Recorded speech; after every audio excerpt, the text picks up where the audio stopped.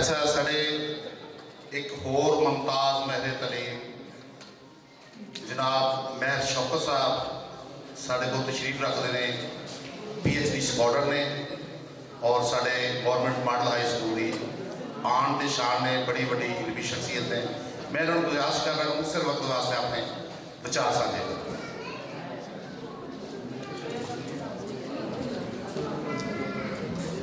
अस्सलाम वालेकुम। बहुत लंबा तारफ करवाया नासरी साहब ने।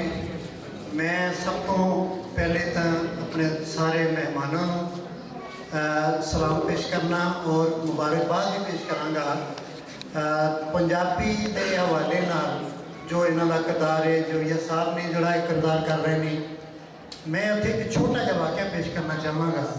मैनू सिंध दे जान का इतफाक होया कि एक स्कूल दे विच मैं विजिट किया, उत्थे बहुत सारिया किताबां सिंधी च लिखियां, यानी अपनी मादरी जबान जमीन की जुड़ी जबान के नाल जो बच्चों को मौका मिलता है तो उन्होंने दबियां हुई सलाहियत उन्होंने उजागर होंदियां ने और वो अच्छा किरदार अदा करते हैं।